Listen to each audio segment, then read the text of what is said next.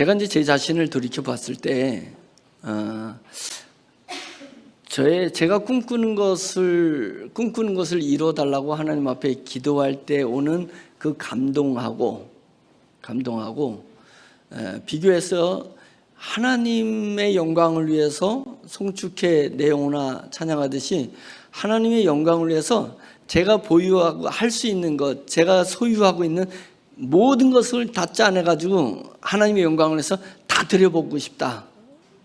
이제 이런 마음으로 기도할 때 오는 그 짜릿한 감동에 비교하면요, 어떤 것이 훨씬 감동적이냐면 하나님을 위해서 내 모든 것을 다 헌신하고 다 내던지겠다라는 기도를 할 때 오는 그 감동과 그 감격, 그 짜릿함이 더 강렬합니다. 예. 그 맛을 느끼니까 자꾸만 그렇게 기도를 하는 거예요. 그렇게 자꾸만 기도를 하니까 그렇게 살고 싶어지는 거예요. 지금은 자신 없는데 그렇게 될 것 같은 마음이 있는 것입니다. 그래서 제 기도 중에 그런 기도가 있습니다. 하나님, 제 두 다리를 총동원해가 다리를 힘을 있을 때까지 전 세계를 향해서 복음을 전하게 해주세요. 그러면 원수들이 제 두 다리를 자르면 두 팔이 있으니까 두 팔로 겨다니면서 복음을 전하게 해주세요. 원수들이 제 두 팔을 자르면 동료들한테 나를 사거리로, 내 두 다리 두 팔이 없지만 사거리에 나를 던져달라. 그것을 지나가는 사람한테 힘써서 소리쳐서 복음을 외치게 해주세요. 힘써 외치는 제 목소리가 듣기 싫다고 내 혀를 잘라버리면 나를 쳐다보는 사람에게 내 눈동자로, 눈빛으로 하나님이 당신을 사랑한다는 거 얘기해 주세요. 그 눈동자가 보기 흉하다고 내 눈동자를 빼버리면 내 심장으로 기도할 수 있으니까 세상 사람들을 위해서 하나님의 사랑을 느끼게 해달라고 내 심장으로 기도하게 해주세요. 그런 심장 뛰는 것도 싫다고 누군가 내 심장을 찔러서 이제 심장마저 뛰지 않았을 때 마지막 제가 숨에 하나님, 제 인생을 잘 살았습니다. 하나님께 잘 살았습니다. 내 영혼을 주님의 손에 부탁합니다. 이래고 죽게 해주세요 라는 기도를 간헐적으로다가 하게 됩니다.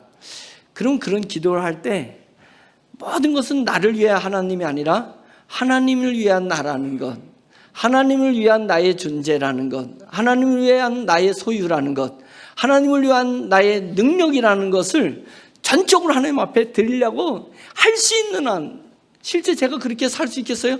저 그렇게 살 수 없어요. 두 다리 자른 다음에 두 팔로 겨다니지 못해요. 그러나 그런 기도를 지금 하는 것입니다.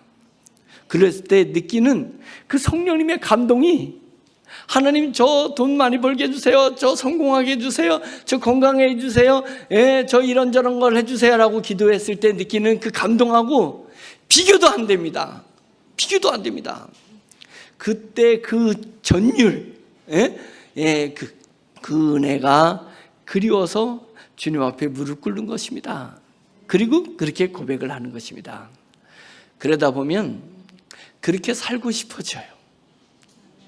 왜 그러냐면 그 감동에, 하나님이 주시는 그 감동이 벅차고 흥분되고 중독되게 만드는 그것이 있기 때문에 내 남은 생애를 그렇게 살아내야 되겠다, 이런 고백을 저도 모르게 하게 되는 것입니다. 그래서 하나님, 지금은 아니지만 이렇게 믿음으로 기도하면서 사노라면 저도 신앙의 선조들처럼, 선배들처럼 그렇게 살 날이 올 줄 믿습니다.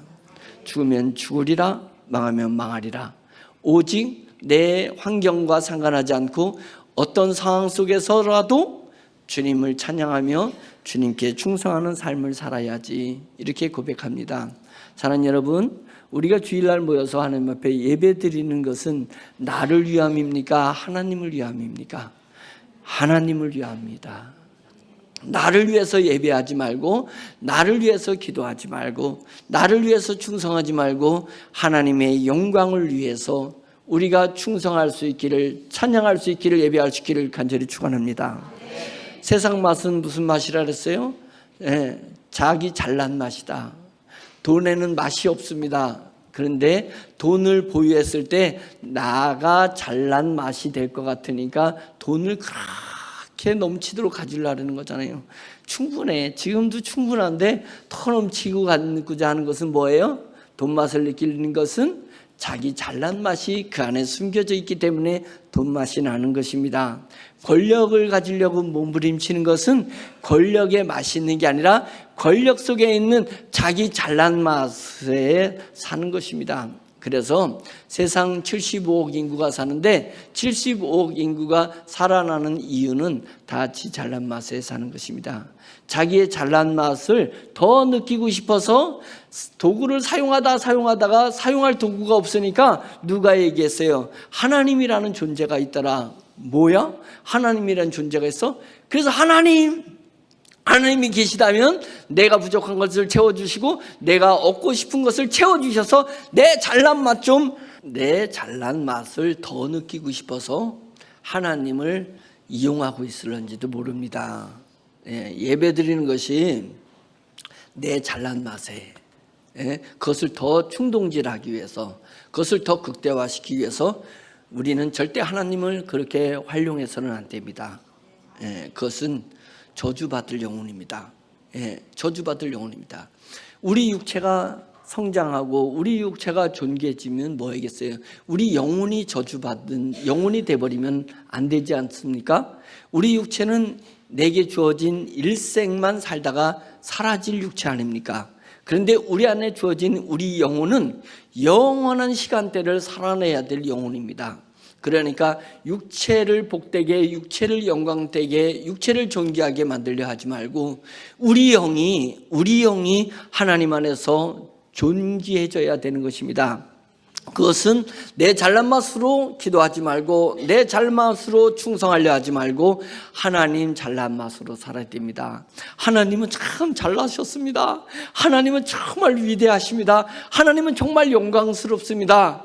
하나님의 영광을 더 영광되게 하기 위해서 내 모든 소유를 사용하게 해주세요. 내 모든 은사를 사용하게 해주세요. 내 모든 능력을 사용할 수 있게 해주세요. 이런 마음이 제 속에서부터 끓어오르게 해주세요. 이런 기도를 한번 해보라 이거예요. 그러면 세상에서 얻지 못했던 아주 짜릿함이 있습니다.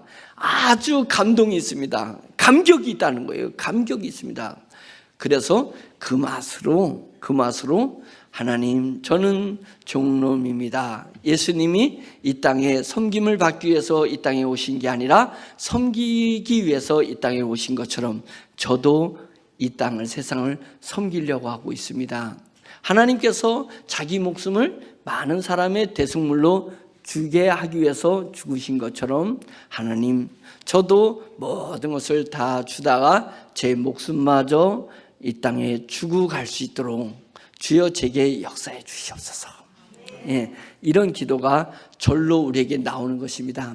그런 상태에서 우리가 천국에 가게 되면 신앙의 위대한 선조들과 선배들을 볼 때에 부끄럽지 않게 그들과 같이 대화를 나눌 수 있는 그런 높은 영의 수준에 우리가 오르게 되는 것 아니겠습니까? 그런 여러분들이 되기를 간절히 축원합니다. 저도 그런 사람 되기를 원하듯이 여러분들도 그런 사람 되기를 간절히 원합니다. 남은 생애를 무엇을 이루려고 하냐면 그러한 심령을 이루기 위해서 남은 생애를 꽉꽉 채워나가기를 간절히 축원합니다. 아멘. 오늘 설교 제목은 신기한 선물이라고 제목을 잡아봤습니다. 신기한 선물. 선물은 선물인데 이건 너무 신기해. 너무 진귀한 선물이 있습니다. 사도 바울은 그 선물을 보유하고 있기 때문에 로마는 그 당시에 로마 제국의 중심이 있으니까 로마는 아주 잘 사는 거예요. 로마는 아주 영광된 거예요. 그래서 로마 시민권을 갖고 있으면은 이거는 대대로 자랑이 되는 것입니다. 집안의 자랑이 되는 거. 로마 시민권. 사도 바울도 로마 시민권이 있는 사람이었습니다. 유대인이었는데 사도 바울의 아버지가 전쟁에서 혁혁한 공을샘으로 말미암아서 로마 시민권을 받았습니다. 사도 바울 로마 시민권을 가지고 있는 사람입니다.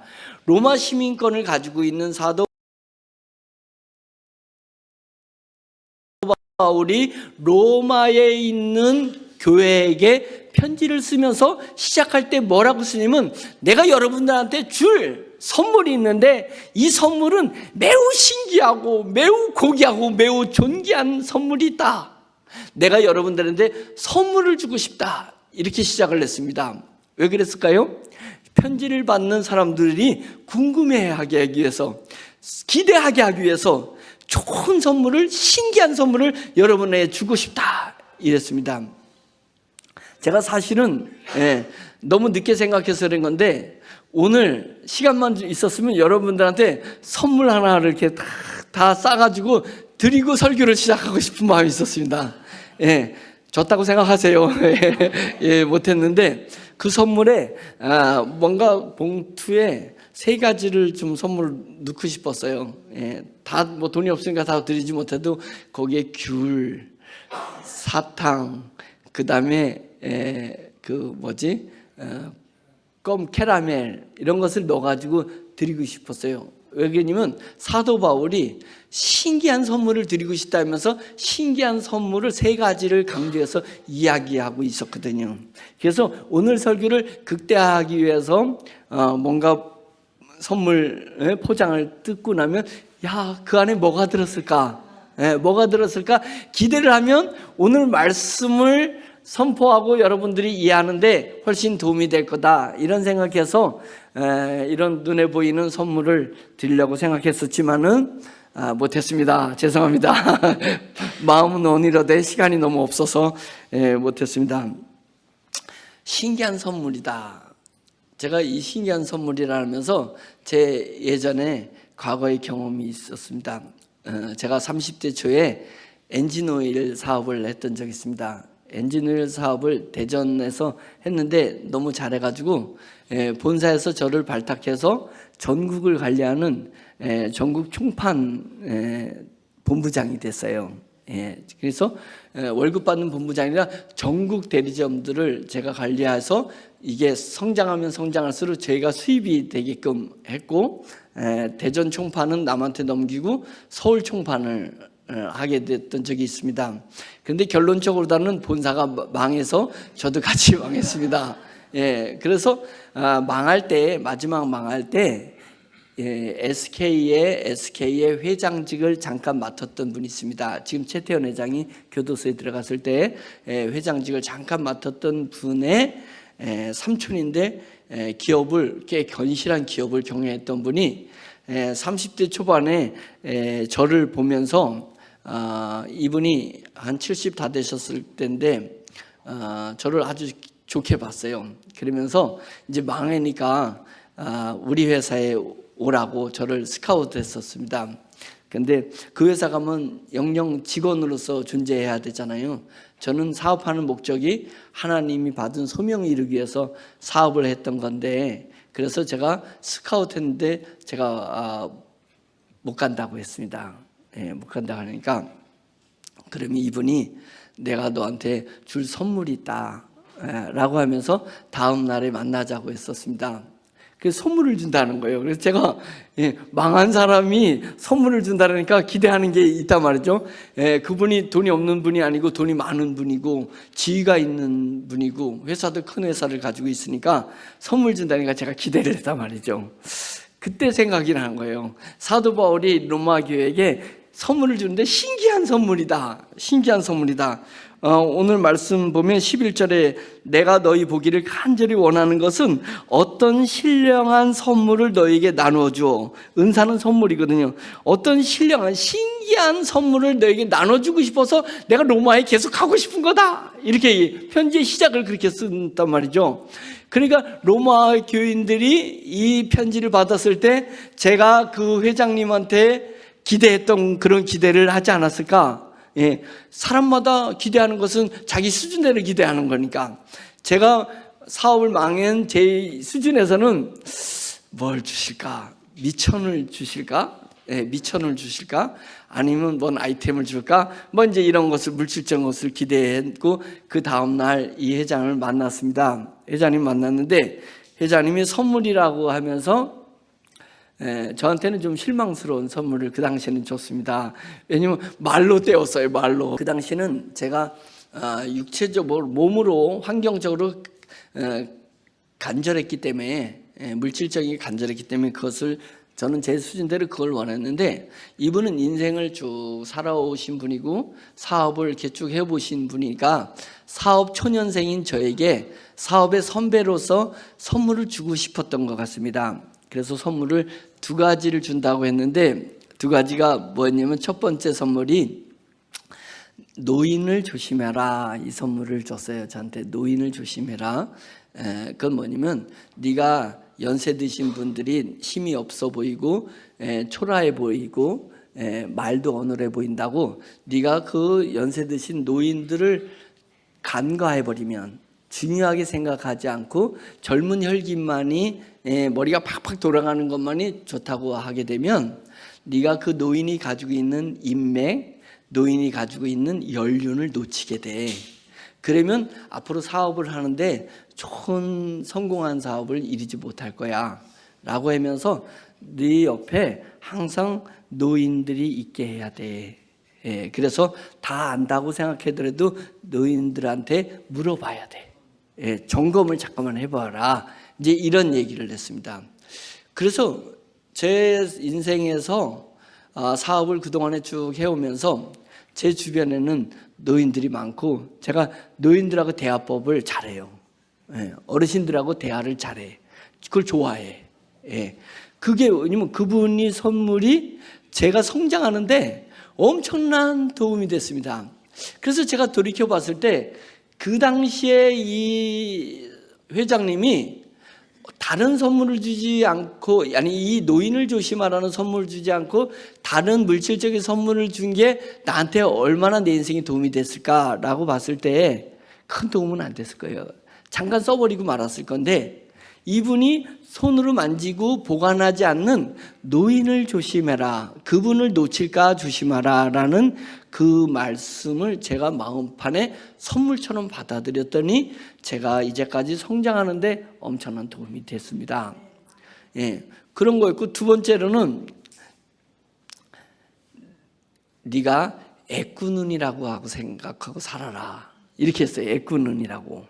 그래서 뭐냐면 제가 애꾸눈 선장이에요. 그러니까 보는 건 다 볼 수 있는데 눈이 짝짝이야. 한쪽이 없어. 그 애꾸잖아. 애꾸. 네가 애꾸눈을 가진 애꾸라고 생각하고 살아라, 사업을 할 때. 그 얘기예요. 그래서 앞으로 살다가 보면, 그래서 그 애꾸는 그게 뭔 말이에요? 라고 하니까, 앞으로 네가 살다 보면 좋은 아이템을 얻게 될 거야. 또는 어떤 지식을 갖게 될 거야. 그런데 이게 내가 이것을 가지니까 이걸 가지고 정상반에 가가지고 수업한다고. 정상반에 가면 수업하는데 문제가 없는데, 정상 두 눈을 뜨고 보는 사람들이 너를 병신 취급을 해. 그래서 거기서 공부를 아예 못하게 만들어. 그러니까 정상반에 가려고 하지 말고 소경반에 가. 소경반에 가면 다 2눈을 못 보는데 너는 한 눈이라도 보니까 너를 반장시켜 줄 거야. 반장. 그래서 거기서 반장이 돼가지고 그 소경들을 잘 성심성의껏 돌봐줘. 그러면 너를 다 사랑하게 되고 너를 존경하게 될 거야. 그러다 보면 그 학교에서 정교회장을 뽑을 날이 와. 정교회장. 그러면 정교회장 뽑을 때 정상반에서 반장들은 나도 정상이고 너도 정상이니까 그 반장에 대한 충성심이 약해. 근데 소경반의 반장은 소경들이 자기를 얼마나 도와주고 돌봐주고 했기 때문에 그 애꾸를 아주 절대 충성에, 정교회장 되겠어 충심을 다해가지고 선거운동을 해가지고 네가 정상반의 반장들을 제끼고 전교회장이 될 수 있어.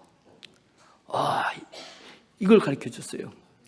그 다음부터 제가 뭔가를 갖게 되면 나보다 더 힘있고 나보다 더 돈이 많고 나보다 더 실력 있는 사람하고 가서 일을 하려고 하는 게 아니라, 이 내가 가지고 있는 소유를 가지고 나보다 더 없고 나보다 더 약하고 나보다 더 지혜가 없는 분들을 이 가지고 있는 것 갖다 어떻게 도와줄 건가.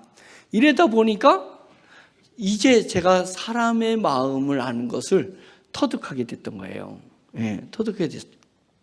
그래서 제가 지금 성공한 건 아니지만은, 저는 하나님께서 저에게 보여주신 소명, 대학교 때 보여주신 소명이 있는데, 그 소명을 이루기 위해서 한 발 한 발 전진해 나간다라고 생각이 들고, 그렇게 나가는 데 있어서 저한테 선물을 받는, 그분은 크리스찬이 아니었습니다.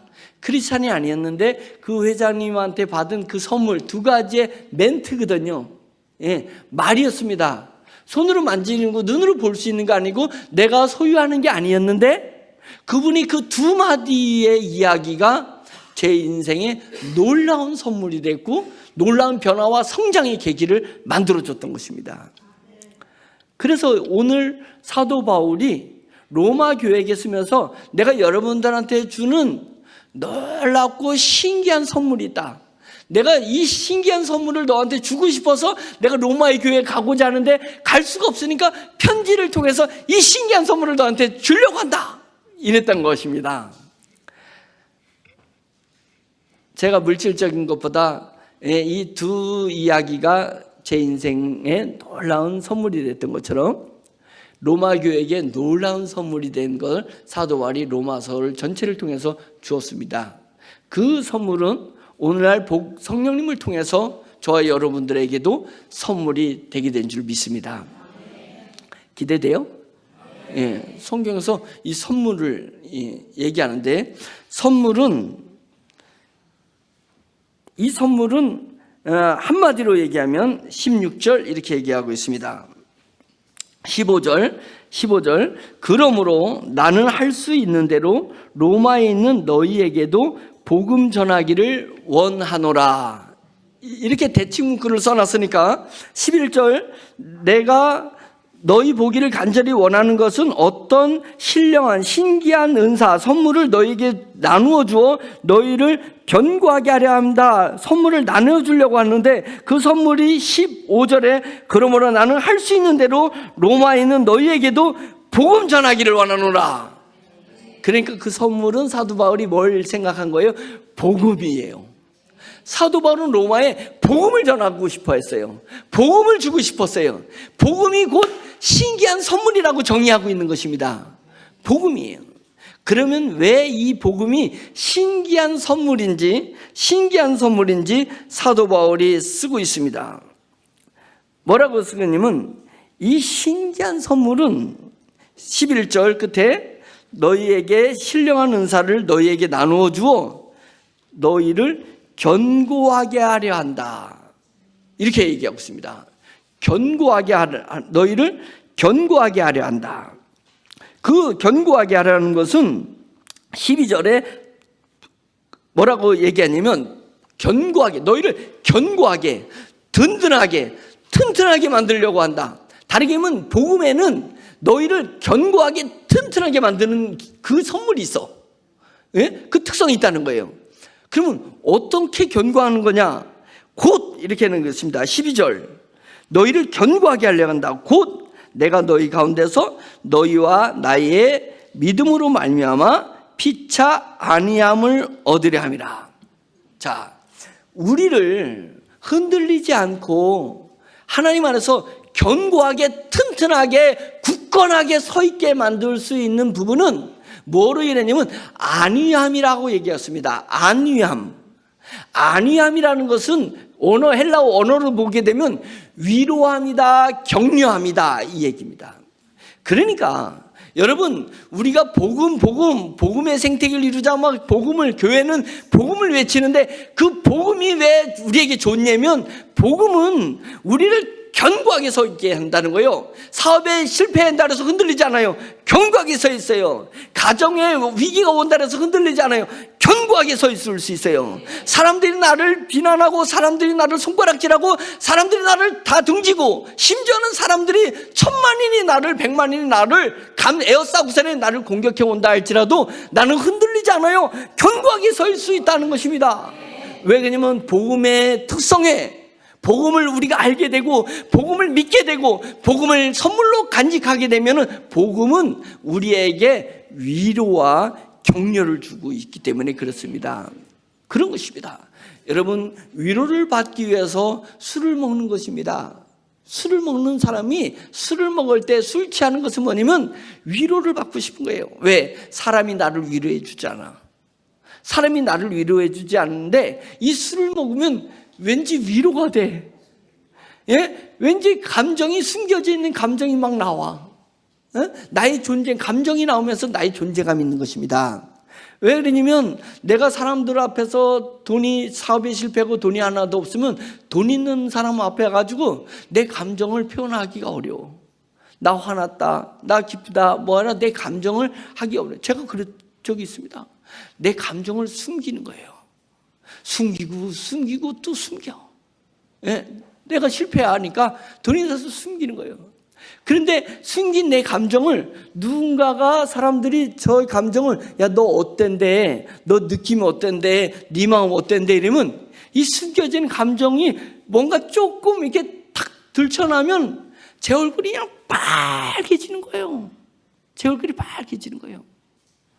그래서 여러분, 사회에서 실패하고 사회에서 흔들리면 내 감정을 숨기게 됩니다. 숨기게 돼요. 그런데 술을 먹으면 이 숨긴 감정이 스물스물 일어나.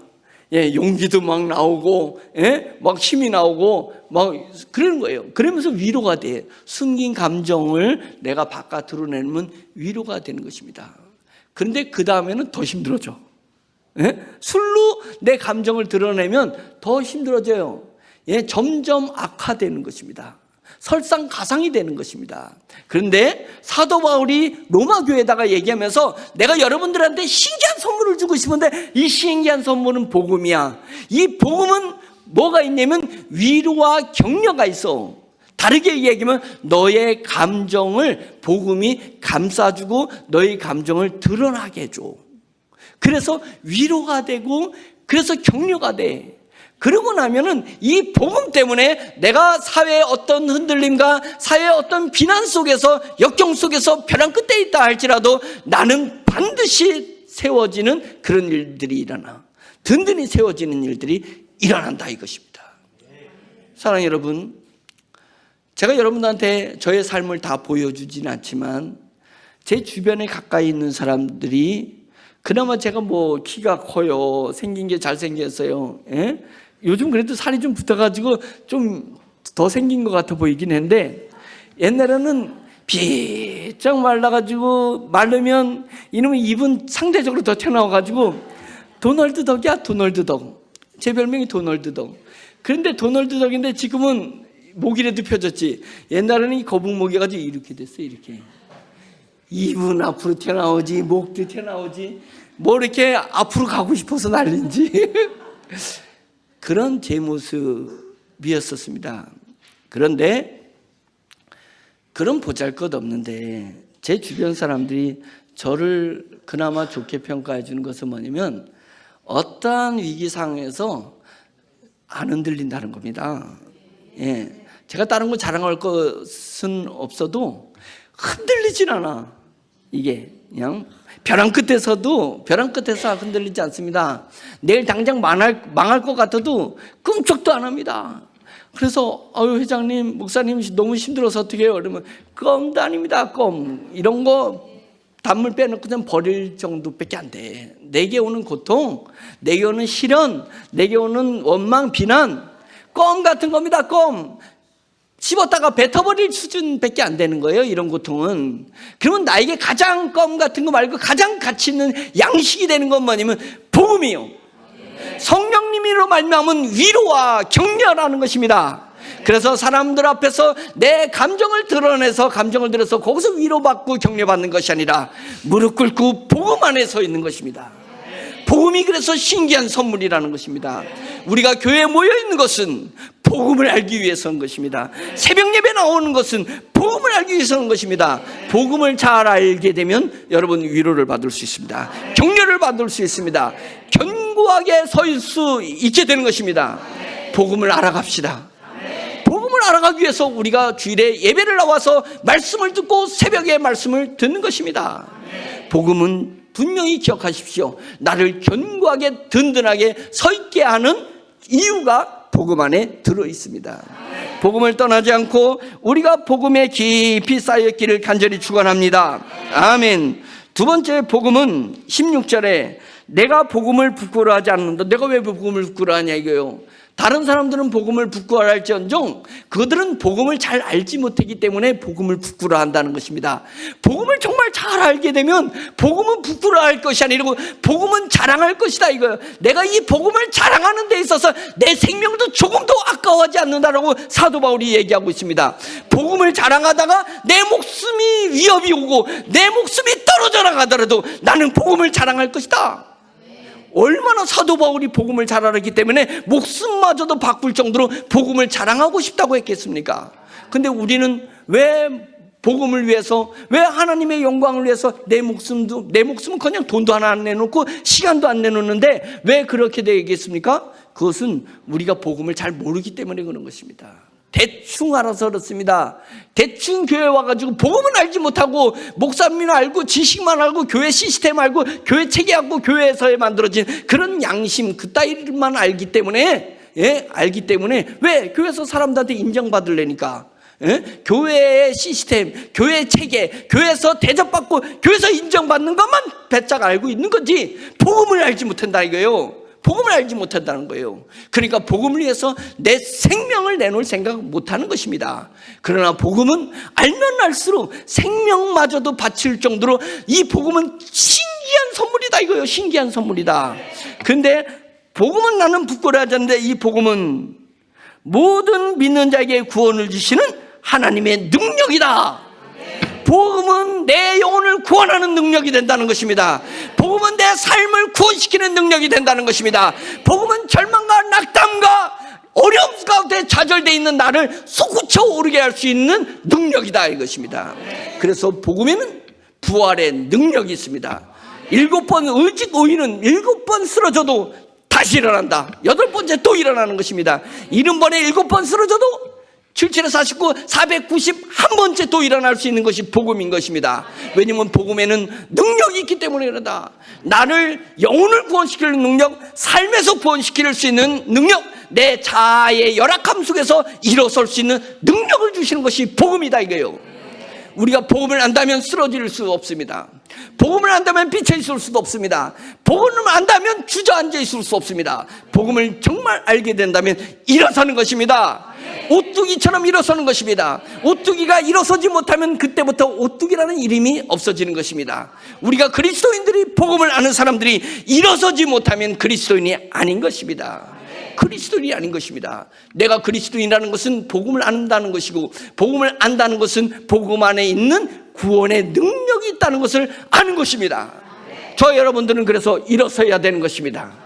일어서기 위해서 하나님 제가 복음을 더 잘 알게 해주세요. 하나님 제가 복음을 믿게 해주세요. 하나님 제가 복음 안에 있게 해주세요 라고 기도한다면 복음이 주는 구원시키는 능력이 여러분들을 삶에서 여러분들을 구원시켜낼 줄 믿습니다.